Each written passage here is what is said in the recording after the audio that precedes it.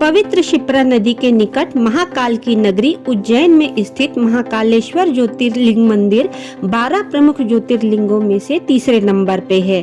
कहते हैं कि जो भी श्री महाकालेश्वर ज्योतिर्लिंग के दर्शन कर लेता है उसे अकाल मृत्यु से छुटकारा मिल जाता है। इसलिए तो कहते हैं अकाल मृत्यु वो मरे जो करता काम चंडाल का, काल उसका क्या बिगाड़े जो भक्त हो महाकाल का। भगवान शिव के इस अलौकिक शिवलिंग के दर्शन हो जाने के बाद आप यहाँ कौन कौन सी जगह पर घूम सकते हैं, बाकी अन्य विशेष मंदिरों में दर्शन कर सकते हैं, यहाँ होटल्स और धर्मशाला में रुकने और खाने पीने की क्या क्या सुविधाएं हैं, उज्जैन यात्रा की ऐसी छोटी बड़ी कंप्लीट इंफॉर्मेशन आपको इस वीडियो में मिलेगी। तो वीडियो को अंत तक जरूर देखें। महाकाल ज्योतिर्लिंग मंदिर तक आने के लिए आपको by train Ujjain railway station आ जाना होगा। मुख्य मंदिर से रेलवे स्टेशन सिर्फ 2 किलोमीटर की दूरी पर है, तो आप रेलवे स्टेशन से ऑटो में 25 रुपए देकर मंदिर तक आसानी से पहुंच जाएंगे, या फिर आप इंदौर तक आकर वहां से बस में उज्जैन आ सकते हैं। उज्जैन से इंदौर की दूरी मात्र 55 किलोमीटर है। मंदिर में दर्शन करने से पहले बहुत से भक्त क्षिप्रा नदी के तट पर स्नान करने के बाद में महाकालेश्वर जी के दर्शनों के लिए जाते हैं। मंदिर में 3 तरह से दर्शन करवाए जाते हैं, जिनमें नॉर्मल दर्शन करने में हमें 40 से 45 मिनट का समय लगता है। वहीं 250 रुपए में पेड दर्शन करने से सिर्फ 20 से 25 मिनट का समय लगता है। अगर आप गर्भगृह में जाकर स्वयं शिवलिंग पर जल अर्पित करना चाहते हैं तो 750 रुपए वाले VIP दर्शनों में आप महाकालेश्वर शिवलिंग के दर्शन एकदम नजदीक से कर सकते हैं। श्रावण मास में भक्तों की भारी भीड़ होने के कारण श्रावण मास में गर्भगृह वाले दर्शनों को बंद कर दिया जाता है। यदि आप जल्दी दर्शन करना चाहते हैं तो मंदिर परिसर में शीघ्र दर्शन काउंटर से 250 रुपए में टिकट लेकर जल्द से जल्द दर्शन कर सकते हैं। मुख्य मंदिर में दिव्य और अलौकिक शिवलिंग के दर्शन हो जाने के बाद आप मंदिर परिसर में बने अन्य मंदिरों के दर्शन भी अवश्य करें।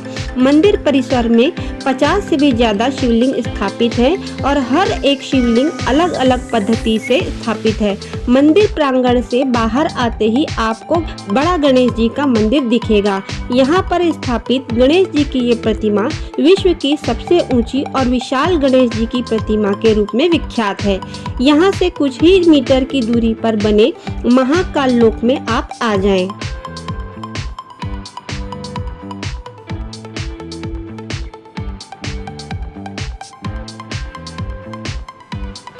यहाँ पर महादेव जी की अनेक लीलाओं को मूर्तियों के रूप में दर्शाया गया है। महाकाल लोक दिन के समय जितना सुंदर लगता है उससे अधिक सुंदर और भव्य शाम के समय हो जाता है। यहाँ से 100 मीटर की दूरी पर बने राजा विक्रमादित्य की मूर्ति को देखने के लिए आ जाएं। रुद्रसागर झील के बीच में बने इस पार्क में राजा विक्रमादित्य के सिंहासन बत्तीसी और उनके जीवनी के बारे में लिखे शिलालेख भी देखने को मिलते हैं। यहाँ से पास में ही भारत माता मंदिर स्थित है, जिसमें भारत माता की मूर्ति और नक्शा भी स्थापित है। यहाँ दर्शन करने के बाद आप महाकाल लोक परिसर से 300 मीटर की दूरी पर स्थित हरसिद्धि माता मंदिर में दर्शन करने आ जाएं। ये मंदिर शाम के समय होने वाले दीपदान के लिए प्रसिद्ध है।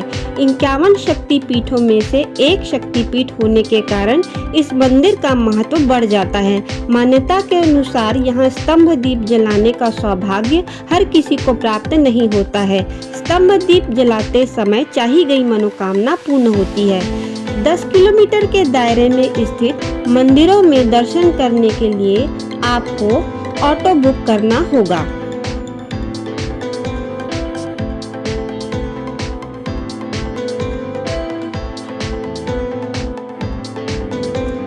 ऑटो वाले 400 से 500 रुपए में आपको उज्जैन के सभी प्रमुख मंदिरों के दर्शन करवा देंगे। सबसे पहले हम चलेंगे संदीपनी आश्रम में। 4 किलोमीटर की दूरी पर स्थित में ये वही आश्रम है जहाँ भगवान श्री कृष्ण, बलराम, सुदामा जी ने अपनी शिक्षा प्राप्त की थी। ये उनका गुरुकुल था।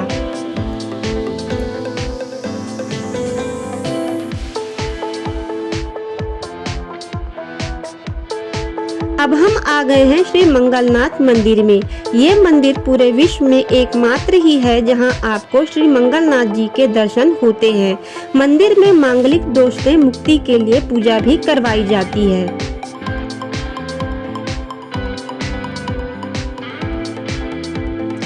कहते हैं कि अगर आपने राजा महाकालेश्वर जी के दर्शन किए और कोतवाल काल भैरव जी के दर्शन नहीं किए तो ये यात्रा आपकी अधूरी मानी जाएगी।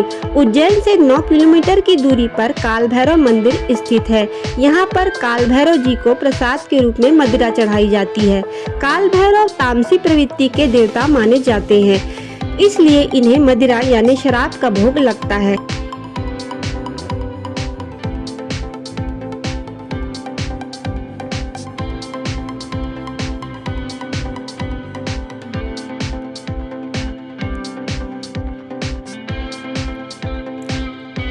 काल भैरव मंदिर से 1.5 किलोमीटर की दूरी पर गढ़कालिका मंदिर स्थित है। उज्जैन में 2 शक्तिपीठ माने गए हैं। पहला हरसिद्धि माता, दूसरा गढ़कालिका शक्तिपीठ। गढ़कालिका माता का ये शक्तिपीठ उज्जैन के प्रमुख मंदिरों में से एक है।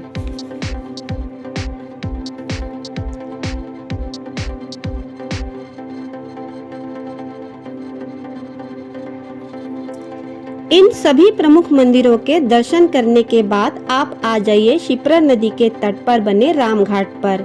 उज्जैन यात्रा पर जो भी आता है वो श्री रामघाट जरूर आता है। यहाँ पर आप शिप्रा नदी में पवित्र स्नान कर सकते हैं, बोटिंग भी कर सकते हैं। अगर आप यहाँ शाम के समय पहुँचते हैं तो यहाँ शिप्रा नदी की आरती भी आयोजित की जाती है।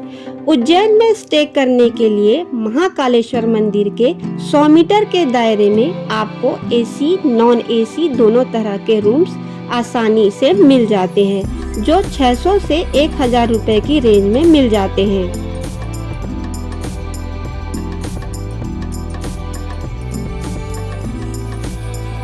वहीं उज्जैन नगरी में धर्मशालाएं भी बनी हुई हैं जो सस्ते में आपको रहने की सहूलियत प्रदान करती है। भारत माता मंदिर के पास में महाकालेश्वर भक्त निवास भी बना हुआ है। इस भक्त निवास में आपको 1500 से 2000 तक एसी, नॉन एसी दोनों तरह के रूम्स मिल जाते हैं। इस भक्त निवास में रूम्स की बुकिंग सिर्फ फोन कॉल से होती है। मैंने आपको फोन नंबर डिस्क्रिप्शन में उपलब्ध करवा दिए हैं। उज्जैन फेमस है अपने ट्रेडिशनल फूड के लिए। यहाँ पर आपको सार्वजनिक भोजनालय, ढाबे और रेस्टोरेंट में मीठा, तीखा और मसालेदार खाना मिल जाता है। मेन मार्केट में आपको खाने पीने के लिए बहुत से रेस्टोरेंट मिल जाएंगे जहाँ पर 150 रुपए तक थाली की सुविधा उपलब्ध रहती है। उज्जैन में घूमने की ओवरऑल बजट की बात करें तो बजट आपके रुकने, समय, ट्रेवल मोड और खाने की पसंद पर डिपेंड करता है। उज्जैन एक पॉकेट फ्रेंडली डेस्टिनेशन है, लेकिन कैलकुलेट करके देखें तो आपके रहने और खाने पीने और घूमने फिरने में 2500 से 3000 तक बजट पर पर्सन आ सकता है। यदि आप उज्जैन महाकालेश्वर ज्योतिर्लिंग के साथ साथ ओंकारेश्वर ज्योतिर्लिंग के भी दर्शन करना चाहते हैं तो उज्जैन के बस स्टैंड से सुबह के 7 से 8 बजे के बीच में ओंकारेश्वर के लिए बस चलती है। 350 रुपये प्रति व्यक्ति के किराए में आप ओंकारेश्वर तक आ जाते हैं। उज्जैन से ओंकारेश्वर की दूरी 140 किलोमीटर है, तो आप शाम को वापस उज्जैन आकर अपने घर की ओर प्रस्थान कर सकते हैं। उज्जैन में गर्मी बहुत तेज पड़ती है और सर्दियों में तेज सर्दी पड़ती है, इसलिए उज्जैन यात्रा का सबसे अच्छा समय मार्च से अप्रैल और अक्टूबर से नवंबर के महीनों में होता है। इस समय मौसम अनुकूल होता है। अगर आपका इस वीडियो के रिगार्डिंग कोई भी प्रश्न है तो आप कमेंट करके बता सकते हैं। हर हर महादेव।